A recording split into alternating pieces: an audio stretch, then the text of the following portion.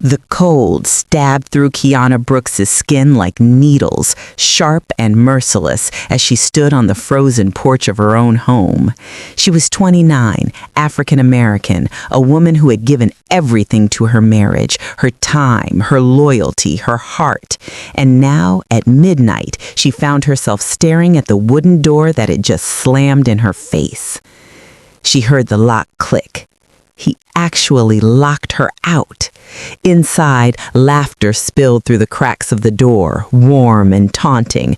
The high-pitched giggle belonged to his new girlfriend, the one he claimed was just a friend from work. And her husband, Marcus, laughed along with her like Kiana didn't exist, like she wasn't his wife of 6 years, like she wasn't standing outside in the winter dark, trembling in thin pajamas and slippers soaked with frost. Kiana banged on the door once, twice, more out of disbelief than hope. "Marcus, open the door! It's freezing!" No answer, just more laughter, the kind that burns. The December wind tore through her thin shirt. Her fingers turned numb. Her lips shook. Hours passed. She hugged herself, pacing the porch, trying to stay alive. Somewhere around dawn, the cold stopped hurting and became a heavy numbness that terrified her even more. But underneath the freezing pain, something else was growing, a fire she had never felt before. Anger. Not the soft, silent anger she swallowed for years, but something sharp, decisive. He thought she was weak. He thought she would cry. He thought he could humiliate her and walk away untouched. But Marcus had forgotten who she used to be before she became a wife, before she sacrificed her dreams to help build his, before she covered for him, before she discovered the truth about where all his money really came from. As the first rays of sunlight cut through the icy air, Kiana made a decision, not with trembling hands, but with a steady, burning calm. By the end of the day, Marcus would regret ever putting his hands on that lock, and by tomorrow, he would have nothing left. When she stepped off the porch, her frozen legs barely holding her up, she didn't head inside when he finally opened the door to mock her. She walked past him, toward her car, toward her evidence, toward her revenge. Enjoy your morning, Marcus. It's the last one you'll have as a free man. Kiana's hand still shook as she drove, the heater blasting against her stiff, frozen skin.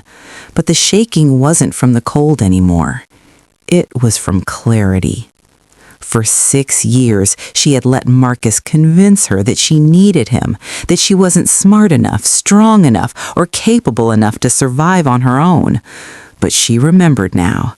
Before she ever became Mrs. Marcus Turner, she was Kiana Brooks, the daughter of a police detective, a woman who studied criminal justice, a woman who recognized illegal activity even when her heart tried to blind her to it. And Marcus was deep in illegal activity.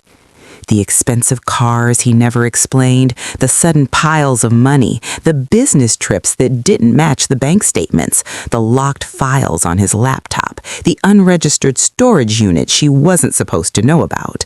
Oh, she knew everything.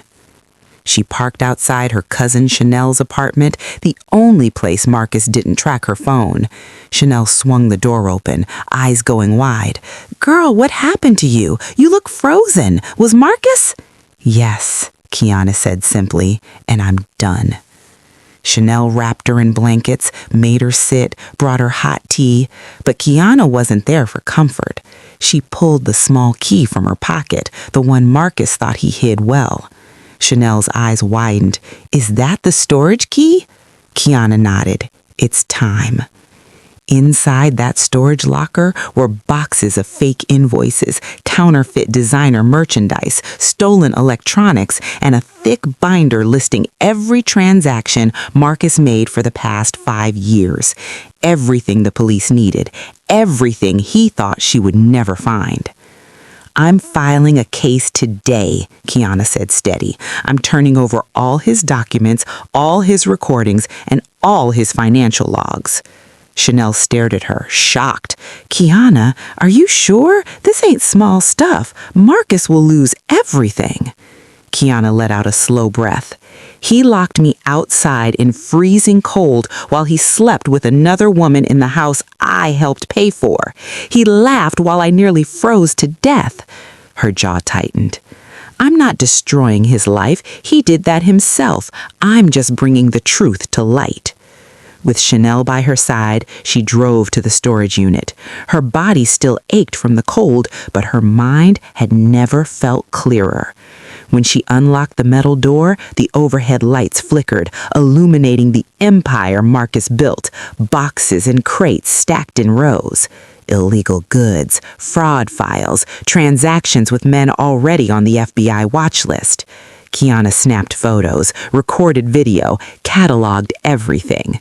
Then she took out the flash drive tucked in her pocket. I'm taking it all, she whispered.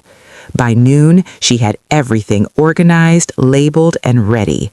By 2 p.m., she walked into the police department, her father's old precinct, with a folder thicker than a dictionary and evidence that could dismantle Marcus's entire world. The moment she placed the binder on the officer's desk, he stared wide-eyed. This is huge. Kiana nodded calmly. He's been running an illegal sales ring for years. I have proof of every transaction. I want to file a formal report. And your relation to this suspect. Kiana looked him dead in the eyes. He's my husband. And for the first time since that frozen night, she smiled. Not with joy, but with power. The officer led Kiana into a private interview room, his expression shifting from surprise to something like respect. He'd seen wives cover for men like Marcus 1,000 times. He'd rarely seen one walk in ready to burn an empire down. Ma'am, we'll need a full statement, he said. Kiana opened the binder and slid the flash drive forward. You'll have everything. It took nearly 2 hours. 2 hours of Kiana recounting every suspicious deposit, every late-night phone call, every strange delivery Marcus made in the middle of the night. 2 hours of laying out a timeline so perfect that even the detective paused more than once, impressed. You kept detailed notes, he said. Kiana lifted her chin. I learned from the best. Her father had taught her well. When the statement was signed, stamped, and sealed, Kiana stepped outside the precinct and exhaled deeply. For the first time in years, the air didn't feel heavy. It felt cleansing. Chanel was waiting in the car. Well, what now? Kiana buckled her seatbelt, staring straight ahead. Now, she said slowly, I go home. Girl, are you crazy? After what he did? After... I'm not going to fight him, Kiana cut in. Not tonight, not tomorrow. She turned her head, her eyes cold. I'm going to watch him fall. When she arrived home, Marcus was in the living room on the couch with the same woman from last night, Tanisha, a 22-year-old Instagram model he'd been mentoring. They were laughing at something on her phone when Kiana came through the door. Marcus didn't even bother to look up. Oh, you're back. Thought you ran your dramatic ass to your mama's house, he muttered. Tanisha giggled. Kiana walked past them without a word, her face blank, refusing to give him even a fraction of emotion. She went straight upstairs, showered, changed into clean clothes, and sat at her vanity. She looked at her reflection. Her skin was still red from the cold, her lips were still a little cracked, but her eyes were fire. Downstairs, Marcus heard her laughing, bragging, mocking her. Let him enjoy it. Let him think he still had control. By 10 p.m., Marcus got a call. Kiana heard his voice rise. What you mean the supplier got raided? How? And why are they asking about my transactions? He stormed through the house, pacing. Kiana stepped out of the bedroom and leaned against the doorframe, calm as still water. Marcus froze when he saw her. What did you do? Nothing, she said softly. Just living my life. His nostrils flared. Don't play with me, Kiana. She tilted her head slightly. You played with me first. Marcus glared, sensing something shifting, but unable to prove it, unable to see the avalanche already rolling toward him. The rest of the night he stayed on the phone, shouting, panicking, cursing. Kiana slept peacefully. At dawn, pounding shook the front door. Marcus rushed down the stairs half-dressed, yanking it open. A team of detectives stood outside. "Marcus Turner?" "Yeah, what the hell is—" "We're under investigation for illegal commerce, possession of stolen goods, tax evasion, and fraudulent financial activity. We have a warrant to search your property." Marcus's mouth fell open. Tanisha screamed. The neighbors peeked through curtains. And upstairs, Kiana sat on her bed, sipping tea, warmth spreading through her palms as she heard the chaos erupt. Marcus shouted her name. "Kiana! Kiana! What did you do?" She took another sip. Nothing tasted sweeter. Marcus's voice thundered through the house as officers pushed past him, spreading out from room to room. Files, laptops, boxes, everything was being seized. Tanisha clung to the staircase railing, mascara streaming down her face. "Kiana!" Marcus roared again, storming up the stairs. Kiana didn't flinch. She continued sipping her tea, her back straight, her expression composed. He burst into the bedroom, eyes wild. "What did you tell them?" Kiana looked him over, bare chest, panic sweat, trembling hands. He looked smaller than she remembered. "I didn't tell them anything," she said coolly. "They found what they needed on their own." Marcus slammed his fist into the wall. "You think this is funny? They're taking everything. My accounts are frozen. My trucks, my shipments. They're questioning all of it. You did this." Kiana placed her teacup down gently. "I didn't force you to run an illegal business," she said. "I didn't force you to traffic stolen goods, hide money, or build your little kingdom on other people's pain." She stood slowly, stepping close enough to look him in the eyes. Really look. "You built this life," she whispered. "This is just the bill." Marcus's jaw clenched so tight it shook. "You think you're getting out of this marriage with money? You think you're taking my house, my cars, my business?" Kiana let out a quiet breath. "I don't want your money, Marcus." He froze, thrown off. She continued, her voice soft but lethal. "I want your downfall." Downstairs, officers discovered the hidden compartment under the floorboards. Marcus darted down the stairs, nearly tripping over himself as they lifted the wooden panel to reveal stacks of cash, counterfeit labels, and unregistered weapons. He tried to speak, to explain, to lie, but every word fell dead in the air. "Kiana!" he snapped, desperate now. "Tell them you didn't know. Tell them this is a misunderstanding." Kiana descended the stairs slowly, every step deliberate. The officers watched her, calm, steady, in control, while Marcus looked like a man unraveling. "Did you know about this, ma'am?" one of the detectives asked. Marcus looked at her like she held his life in her hands. Kiana folded her arms. "I know my husband has secrets, very dangerous ones. I've been afraid for a long time." A tear slid down her cheek. Real or not, Marcus couldn't tell. "But last night, he locked me outside in the freezing cold, and I realized he doesn't care if I live or die." Marcus's face drained of color. The detective nodded slowly, as if everything suddenly made sense. "Thank you, Mrs. Turner. We'll ensure your safety during the investigation." Marcus lunged toward her. "You lying!" The officers blocked him instantly. "Sir, step back." "Marcus, please," Kiana said softly. "I don't want any more trouble." The officers exchanged glances. Marcus thrashed, shouting, "Kiana, you're going to pay for this!" But the more he yelled, the guiltier he looked. Within minutes he was handcuffed, not arrested yet, but detained, while they executed the warrant. He screamed her name until the front door slammed behind him as they escorted him outside to sit on the curb. The mighty Marcus Turner, king of the streets, reduced to shaking on cold concrete in front of half the neighborhood. Kiana closed the door gently. The house, for the first time in years, felt silent, free. She exhaled, slow, steady, letting the moment wash over her. This was only the beginning. I didn't sleep that night, not because of fear, but because of the quiet. The silence tasted like something new, freedom still unfamiliar on my tongue. I sat in the living room watching the moon fade into pale morning light while officers came and went, hauling out pieces of Marcus's empire, box by box. Laptops, ledgers, phones, weapons I didn't even know existed, cash I never touched. Every time one of them passed me, they offered a polite nod, not pity, not suspicion, just acknowledgement, like they could see I'd carried a weight longer than any woman should.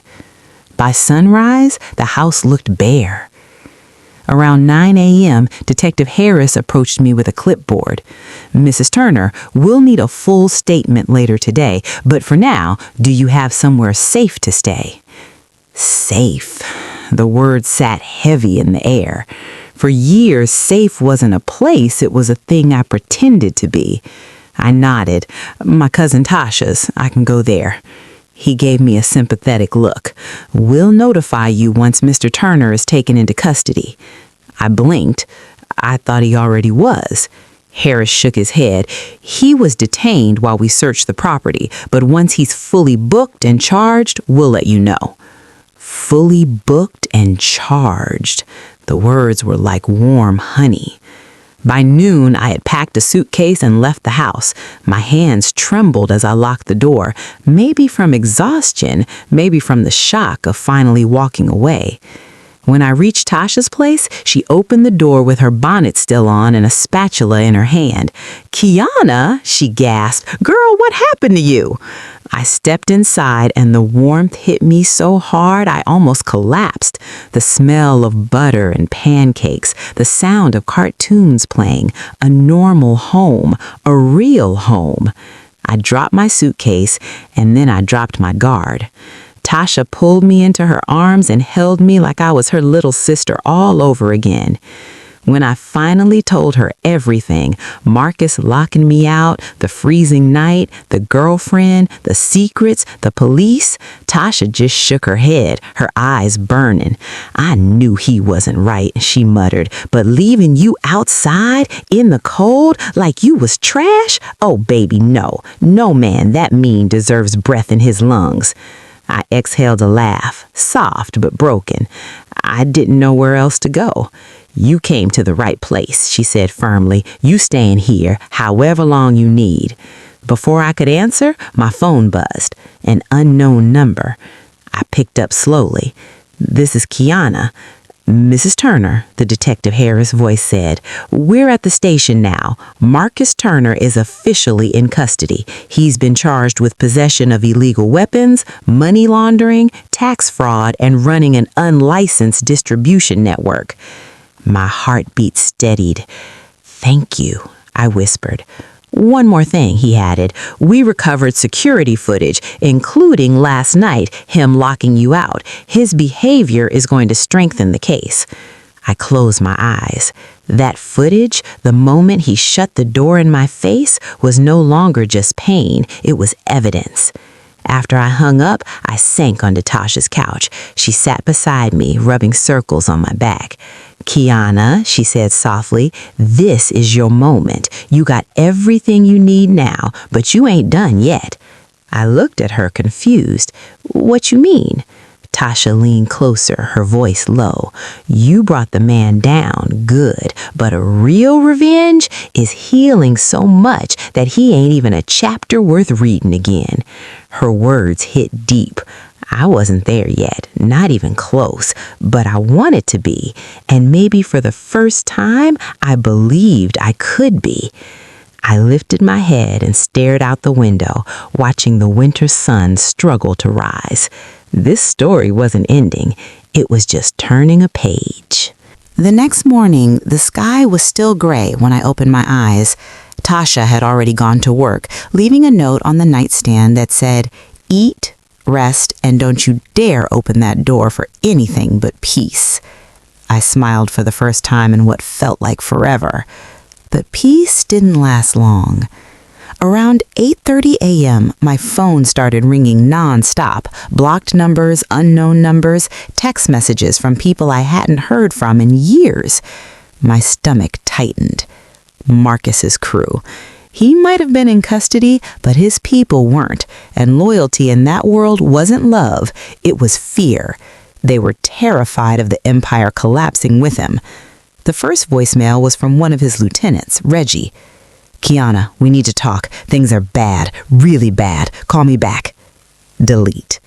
Next voicemail. "You ain't right for this, Kiana. You taking this too far." Delete. Another voicemail. "This ain't just hurting Marcus. We all connected. You don't know what you started." Delete. My hand shook, but not from fear, from clarity. They were scrambling, they were scared, and they all knew exactly who brought Marcus Turner to his knees. Me. By noon, Detective Harris called again. "We've booked Marcus without bail," he said.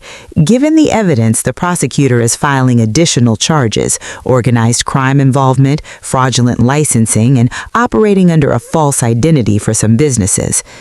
My breath caught. So he's facing, at minimum, 10 to 15 years, potentially more depending on testimony. I sank into the couch cushion slowly.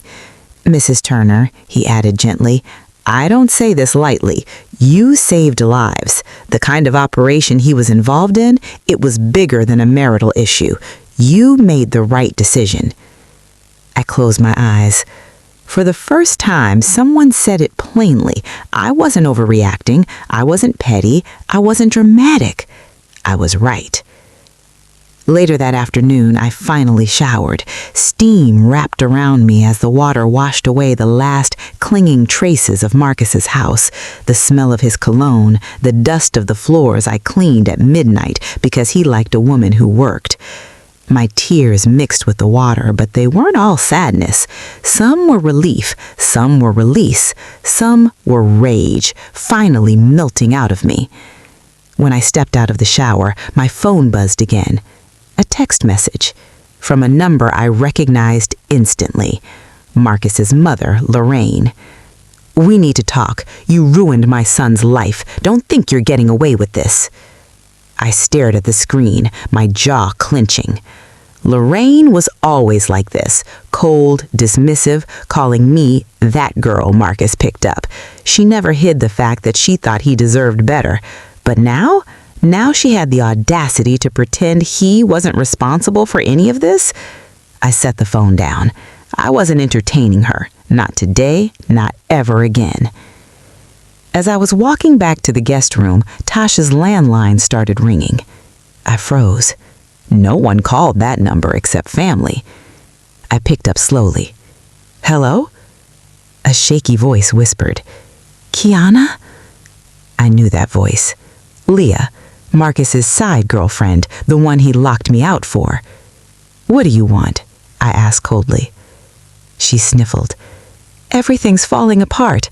Marcus told me I had to call you. He said you're the only one who can fix this." Fix this. Fix this. I let out a laugh so sharp it could have cut through steel. "You think I'm going to save the man who left me in the cold while he was in bed with you?" "Kiana, please. He said you'd understand. He said you still love him." My voice dropped to a whisper. "Love died last night on that porch." There was silence, then a soft sob. "I think he's dangerous, and I don't know what he's going to do when he gets out. You should be careful." A chill crept up my spine. "Why are you calling me?" I asked. She hesitated. "Because he told me everything he planned to do to you." My fingertips tingled. What did he say, Leah? She inhaled shakily. Things that make me scared for you. I closed my eyes. My pulse slowed. My mind sharpened. This wasn't over. Marcus wasn't finished with me. Not yet. And the night he locked me out? That wasn't cruelty. It was a preview. I opened my eyes, a slow fire building inside me. Let him come. This time, I wasn't the one trapped in the cold. I didn't realize I was gripping the phone so tightly until my fingers started to ache. Leah's shaky breathing filled the silence between us, thin and terrified. A part of me wanted to hang up. Another part, the part still standing in the freezing dark from 2 nights ago, wanted every word she had to give. "Tell me," I said quietly, "what exactly did Marcus say?" Leah hesitated, then the panic finally spilled. "He said once he got the money from the next shipment, he was leaving you for good. He was planning to put the house in someone else's name and claim you were using his business funds." She sniffled. "He said he could make it look like you were the criminal." I went still. I wasn't shocked, but I was done pretending his evil had limits. "He really thought he could blame me for his crimes?" I whispered. "Yes," Leah breathed, "and he said if you didn't go along with it, he had a way to silence the problem." My heart dropped, but only for a moment, because then something colder settled in, determination. "Kiana, I'm scared of him," Leah whimpered. "I didn't sign up for this. I didn't know about the guns or the stolen stuff. I swear I didn't." I closed my eyes and inhaled slowly. I wasn't her friend. She wasn't mine, but she was scared of the same man who nearly froze me to death, and fear has a way of peeling back truth. "You need to get away from him," I said softly. "I can't," she whispered. "His people follow me. They're watching everything." I opened my eyes. She wasn't lying. Marcus's organization ran deep. Street boys, family friends, cousins, old partners. He had people who would take a bullet for him, and others who owed him favors they couldn't refuse. "Listen," I said firmly, "you tell the police everything. They'll protect you." She let out another trembling breath. "I don't have proof." Her voice cracked. "But he said you do." My breath hitched. "You know about the files?" "Yes," she said. "Marcus told me you were too soft to ever use anything against him. He laughed and said, 'Kiana ain't got no fight in her.'" I felt something hot flare in my chest. Soft? No fight? The man who tossed me outside in the cold thought I was weak? Leah's voice broke through my thoughts. "He's obsessed with you, Kiana, not in a loving way, in a she got away from my control way." A chill slid down my spine. Marcus didn't love. Marcus possessed. "I'm telling you this because he's going to try to get out, and when he does, he's coming for you." I held the phone away from my ear for a second, steadying myself. Then I brought it back. "Let him come," I said softly. Leah whimpered. "Kiana!" I cut her off. "No, I'm not running, not hiding, and not breaking. He opened a door he can't close." She didn't speak again, just soft sobbing. I hung up. I sat alone in Tasha's living room for nearly an hour, staring at nothing, not spacing out, just listening, to the fridge hum, to cars passing by outside, to my own heartbeat, and beneath it all, to a truth rising like steam from the earth. I wasn't afraid, not anymore. Marcus stole my warmth, my dignity, my peace, but he didn't break me, he just revealed me. Around noon, Tasha returned home early. She walked in with grocery bags, but the second she saw my face, she froze. "What happened?" she asked. I handed her the phone. Leah called. "His side chick? Now that's a twist nobody asked for." "It gets worse," I said. We sat down and I told her everything, every detail, every threat, every plan Marcus had whispered to the woman he threw my life away for. When I finished, Tasha sucked her teeth so loud it shook the air. "Kiana, Baby, you need protection. You need a game plan. No, I said. I already got one. She leaned back. Okay, talk to me. I pulled the USB drive from my purse, the same one that brought his empire down. This isn't just about putting him in jail. It's about cleaning up all the people he hurt. Tasha blinked. This is bigger than us, I continued. Marcus stole, trafficked, manipulated, ruined lives, and half the folks who helped him, they're hiding in the shadows. I took a shaky breath. And I'm going to drag every last one of them into the light. Tasha gaped at me. Kiana, you sounding like you ready to go to war. I looked her dead in the eyes. I already am. The room fell silent. Then her lips curled into a slow, wicked smile. That's what I'm talking about, she whispered. He wanted to make you weak. Instead, he built a warrior. I nodded once, because it was true. Last night, in the cold, I thought I was dying, but I wasn't. I was resurrecting. Just as I stood to gather my things, Tasha grabbed my arm gently.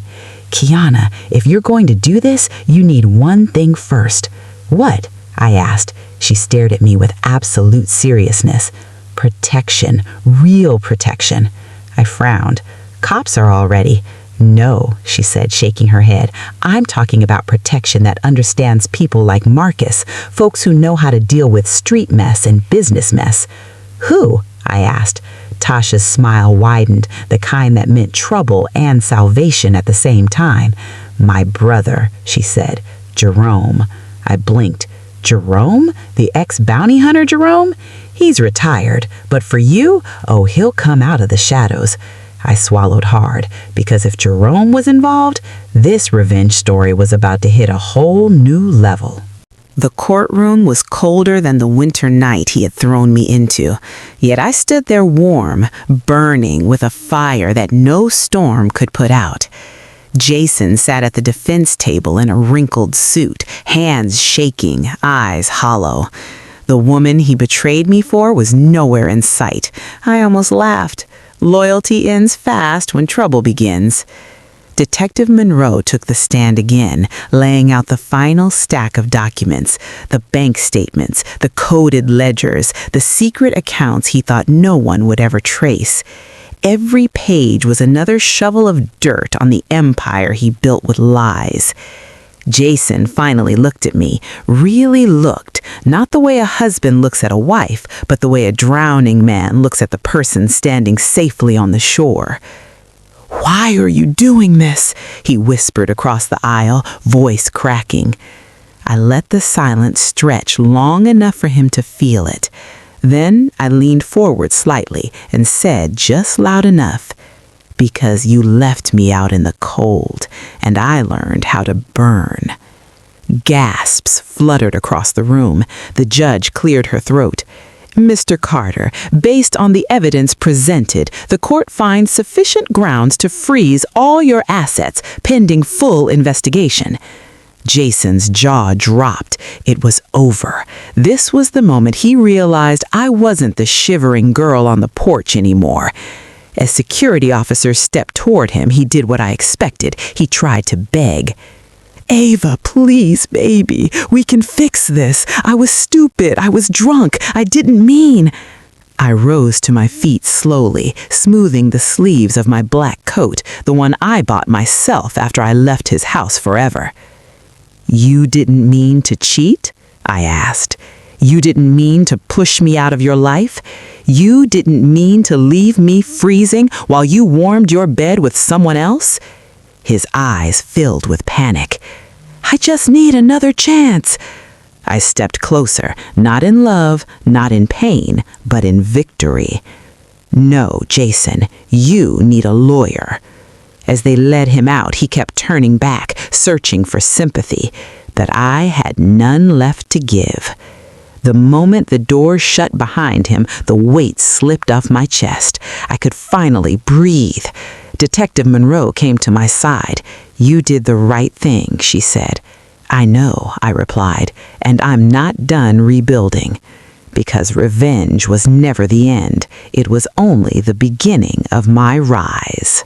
The news broke faster than I expected. By noon, Jason's empire, his companies, his properties, his investments, was plastered across every local channel with one headline repeating like a drumbeat: Businessman Jason Carter under federal investigation for illegal operations. Every article mentioned the anonymous whistleblower, but I wasn't anonymous anymore. Not to him, not to the world. I walked down the street that afternoon with my head high, winter sun brushing my face. The same neighbors who used to whisper behind their curtains now watched me with a mix of awe and quiet respect. They had seen me shivering outside that night. They had heard the shouting, the laughter inside that didn't belong to me. But today, they saw something different, a woman who refused to stay silent. I stopped at a small cafe for coffee. The warmth inside felt like a reward. As I waited for my drink, two women sitting by the window waved me over shyly. "Aren't you Ava?" one of them asked, eyes wide. "Yes," I said softly. "You're brave," the other whispered. "What you did, that takes strength."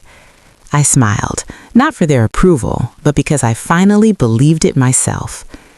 Minutes later, my phone buzzed with an unknown number. I answered cautiously. "Ava Carter?" This voice I recognized, shaky, scared. "Jason, I'm not calling to fight," he stammered. I need your help." I stepped outside, the cold air biting but familiar. "You didn't think I needed help that night?" I asked. He went silent. Then his voice cracked. "They froze everything. My accounts, my cards. Ava, I don't even have money for a lawyer." A bitter part of me wanted to enjoy it. Another part, the part that once loved him, felt a sting. But neither part controlled me now. "Jason," I said evenly, "I warned you. I told you your choices would catch up." "But you're my wife." "I was your wife. You made sure of that." He let out a shaky breath, like he was finally realizing this wasn't a nightmare, this was reality. "I'm begging you," he whispered, "don't let them destroy me." I closed my eyes. "That wasn't me, Jason," I said quietly. "That was you." And then I hung up. I felt no guilt, only clarity. As I turned to leave, the cafe door opened behind me. The barista held my coffee out with a small smile. "Here you go, ma'am." I thanked her, walked down the sidewalk, and wrapped my hands around the warm cup. Jason was losing everything, and I was finally getting more than revenge. I was getting my life back. The morning after Jason's desperate phone call, Atlanta felt strangely calm. A thin layer of frost covered the sidewalks, the kind that crackled softly beneath each step. I walked slowly toward the community center where I had started volunteering the previous month. The winter sun hung low, pale and soft, and for the first time in a long time, I felt like I belonged somewhere. Inside the center, the hum of heaters and quiet chatter wrapped around me. Miss Lorraine, one of the coordinators, spotted me instantly. "Ava, honey," she said, pulling me into a warm hug. "You look whiter today." "I guess I finally am," I replied. She didn't ask questions. She didn't need to. People like her always sensed when a woman had come through storms she never deserved. I helped sort donations in the back room, folding coats and scarves for families struggling through the cold spell. Every now and then my phone buzzed, but I didn't bother checking. I knew exactly who it was. Jason had been calling nonstop, begging, bargaining, promising to change, insisting it was all a misunderstanding. But no amount of pleading could erase memories of the night he'd shut the door in my face while I stood outside freezing, listening to laughter that wasn't mine. Nothing could undo the realization that I had been living with a man who built his entire world on illegal money, lies, and a belief that I was too small to fight back. Around noon, Miss Lorraine peeked into the donation room. "Ava, sweetheart, someone's here asking for you." My stomach tightened. I prayed it wasn't Jason. I walked to the reception area and froze. Standing there was Detective Monroe, the same woman who had taken my statement just days earlier, her expression firm but not unfriendly. "Miss Carter," she greeted, "we have an update." Miss Lorraine gave me a reassuring nod and stepped back to give us privacy. Detective Monroe pulled out a small folder. "Your testimony, combined with the financial evidence and surveillance timestamps you provided, well, it sealed the case. Jason Carter will be facing multiple federal charges: money laundering, illegal trafficking of stolen goods, corrupted bookkeeping, and likely more once the forensic team finishes with his servers." I nodded slowly, breathing in a quiet, shaking breath. "Additionally," she continued, "the woman he's been involved with, Natalia Ruiz, has agreed to testify in exchange for immunity. Apparently, she didn't know how deep his operations went." I wasn't surprised. Women often believed the lies men told them. I should know. I had once been one of them. Detective Monroe closed the folder. "You did the right thing, Ava. What he was involved in, it was dangerous. You protected yourself and others." For the first time since this saga began, I felt something unexpected. Closure. Not the fiery, triumphant kind I had fantasized about on the night he betrayed me. This was quieter, steadier, a weight slipping off my shoulders piece by piece. "Thank you," I whispered. After the detective left, I stepped outside into the chilled afternoon air. A gentle wind brushed against my cheeks, crisp and refreshing. I inhaled deeply, letting the cold spread through my lungs, but this time it didn't sting. It felt cleansing. I walked to the small park across the street, the same place I used to sit during long afternoons when Jason worked late. It felt different now, less lonely, more like a chapter I had outgrown. My phone buzzed again. This time I checked the message. "Jason, please, just talk to me. They came to the house. They're taking everything. I can't do this alone, Ava. Please, I'm scared." There was a time that sentence would have broken me, a time when his fear would have become my responsibility, when I would have rushed to comfort the man who never comforted me. But now I felt nothing. He built a life on secrets and thought he'd never face the consequences. He believed I was weak, obedient, silent. But the woman standing here today wasn't the same woman who once begged for warmth on the doorstep of her own home. I typed back one simple message. "You're finally feeling what you made me feel. Take care." I hit send, then blocked his number. The wind rustled through the bare trees, and somewhere in the distance, children laughed, innocent and bright. I closed my eyes, letting myself imagine a future without shadows, a future where the choices I made were mine alone, not dictated by fear or survival. As I walked back toward the community center, Miss Lorraine waved from the doorway. "You all right, baby?" "I'm better than all right," I said with a smile. "I'm free." And this time, I wasn't saying it to convince myself. I was saying it because it was finally true. The next morning, sunlight streamed through the blinds in my small apartment, painting warm stripes across the blanket wrapped around my shoulders. For once, I woke up without that crushing heaviness on my chest, the one that had lived with me for years, quietly suffocating me while I pretended everything was fine.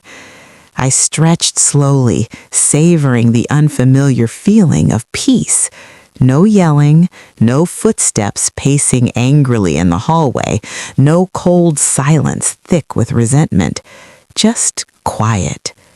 I brewed a cup of coffee and stood by the window, watching people hurry along the street, bundled in coats and scarves. Life was moving forward, and for the first time in too long, so was I. My phone pinged with an email notification. For a second, I hesitated, thinking it might be Jason finding some new way to reach me, but it wasn't. It was from Attorney Wells, the lawyer who had helped me file the official complaint. Subject, case update, final steps. My pulse quickened as I opened it. Ava, we received confirmation that federal agents have frozen all of Jason Carter's known assets and seized the accounts connected with his illegal operations.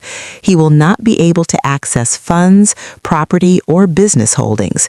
You will receive a formal victim protection letter this afternoon. W.H. Wells. I exhaled slowly. This was it. The real, tangible proof that everything he built, everything he used to intimidate and control me, was gone. The empire he bragged about, the one he claimed I'd never survive without, had evaporated overnight. Not because I destroyed him, but because he built it on crime and I finally stopped protecting him from the consequences. I closed the laptop and whispered to myself, "You did it." Just then, my phone started ringing. Not a number I recognized, but a local area code. I answered cautiously. "Hello? Are you Ava?" a shaky voice asked. It took me a second to place it. Natalia, Jason's new girlfriend, the woman he had laughed with while I froze outside in the dark. "What do you want?" I asked, not coldly, but firmly. I know you probably don't care," she said, her voice trembling, "but I just wanted to say I'm sorry for everything. I didn't know he was married at first, and when I found out, he told me we were separated. He lied about everything." I stayed silent. She took a breath before continuing. "And last night, he tried to blame me for everything. He said I was the reason he got caught. He said you'd never have done this if I didn't exist." Her voice cracked. "I didn't know who he really was. I'm cooperating with the investigators, but I'm scared." Despite everything, I believed her. Not because I wanted to forgive her, but because her fear was too real to be fake, and because I remembered being scared like that too. "I don't hate you," I finally said. "You were just another woman he lied to." There was a soft sob on the other end. "Thank you. Thank you." We hung up, and I stood there quietly, absorbing the strange mixture of emotions swirling inside me. Not satisfaction, not anger, just clarity. Jason wasn't a monster only to me. He was a monster to everyone he touched. By noon, I walked to the community center again. The doors swung open and the warm air hit my face as I stepped inside. People called out friendly greetings. Someone handed me a box of donated gloves to sort. Someone else asked if I wanted to join the afternoon cooking session. And I realized I finally had a community, a place where people wanted nothing from me except kindness and honesty, two things Jason never cared about. About an hour later, Detective Monroe appeared in the doorway, scanning the room until her eyes found mine. "Ava," she said gently, "do you have a moment?" I wiped my hands and walked over with her to a quiet corner. "It's official. Jason has been denied bail. The DA is pursuing full prosecution, and given the evidence, it's going to be a very long sentence. You won't have to worry about him showing up unexpectedly or harassing you." A rush of relief filled my chest so suddenly that my eyes stung. "Thank you," I whispered. "You did the hard part," she replied. "You chose yourself." After she left, I sat for a moment, pressing my palms together and breathing deeply. All the fear I had been carrying for months, maybe even years, was finally dissolving. When I stepped back outside, the sun was dipping low, streaking the sky with gold and amber. I pulled my coat tight around me and started the walk home. Halfway there, I stopped on the sidewalk and looked up at the sky. "I survived," I said softly, letting the words float into the cold air. No one could take that from me anymore. And as I continued walking, my steps felt lighter, like I was finally stepping into the life I should have had all along. The morning of Jason's sentencing hearing arrived with a gray, heavy sky. One of those winter days where the clouds sit low as if the world itself is holding its breath. I stood in front of my mirror, fastening the small gold hoops my grandmother had given me years ago. They made me feel grounded, protected. I smoothed my coat, pulled my curls into a loose bun, and took one long, steady breath before stepping outside. Today wasn't about revenge anymore. Today was about closure, about finally stepping out of the shadow of a man who tried to cage me. The courthouse was buzzing the moment I arrived. Reporters crowded the sidewalk, microphones raised as soon as they recognized me. "Ava, do you have a statement? Were you surprised by how large the operation was? Do you feel vindicated?" I didn't stop. I didn't need cameras or headlines. My victory was quieter, deeper, the kind you feel in your bones. Inside, the courtroom felt colder than outside. Jason sat at the defendant's table in an orange jumpsuit, chained at the wrists. The sight should have brought satisfaction, but it didn't. He looked up slowly as I took my seat. His face was gaunt, eyes sunken with sleepless nights. A man stripped of power, a man stripped of excuses. For the first time in a long time, he didn't look angry. He looked afraid. The judge entered and everyone rose. The hearing began. Charges read one by one. Money laundering, tax fraud, illegal trafficking of construction materials, use of shell companies, false financial reporting, conspiracy. Each accusation echoed in the courtroom like a hammer striking metal. Jason shifted in his seat, jaw clenched, eyes flickering to me every few minutes, as if searching for mercy he knew he didn't deserve. When the judge asked if any victims would like to give a statement, my heart thudded. I stood. Walking to the podium, I felt the weight of every cold night, every insult, every lie. But I also felt the strength that carried me through. "My name is Ava Carter," I began, my voice steady, "and I am not here to ask for punishment. I'm here to affirm something." Jason's eyes locked on mine. "I did not break you. You shut a door in my face and left me in the cold, but all you did was push me toward the fire inside me, the one that finally burned your lies to the ground." A murmur rippled through the courtroom, but I didn't stop. "You used fear as a weapon. You used money as a leash. You used trust as something disposable. And now the consequences aren't coming from me. They're coming from the truth." I paused, letting my words settle. "I'm rebuilding my life, and the best part?" My voice softened. "I'm doing it without you." When I sat down, Jason looked away, not with anger, but with the quiet acceptance of someone who realized he'd lost long before court began. The judge cleared her throat and delivered the ruling. "Jason Carter is hereby sentenced to 17 years in federal prison with no possibility of early release. All remaining assets are forfeited to the state. Court adjourned." The slam of the gavel felt like the final lock clicking shut on a chapter I would never revisit. Jason tried to speak, voice cracking, "Ava, wait!" But the guards pulled him back. For once, his words weren't stronger than my silence. Outside, the cold brushed my face, but it no longer stung. I lifted my chin, seeing the sky start to clear, small patches of blue breaking through. Detective Monroe stepped up beside me. "It's done," she said. "Yes," I whispered. "It's finally done." As I walked toward the steps, my phone vibrated, a message from the shelter coordinator. "We got the funding approved. The women's program launches next month. Proud of you, Ava." A slow smile spread across my face. This was my real victory, helping women who were once trapped like me find their way out. I took one last look back at the courthouse, then turned away without hesitation. The wind lifted the ends of my scarf as I walked down the steps, each step lighter, each breath fuller, each moment mine again. Jason was gone. The past was behind me.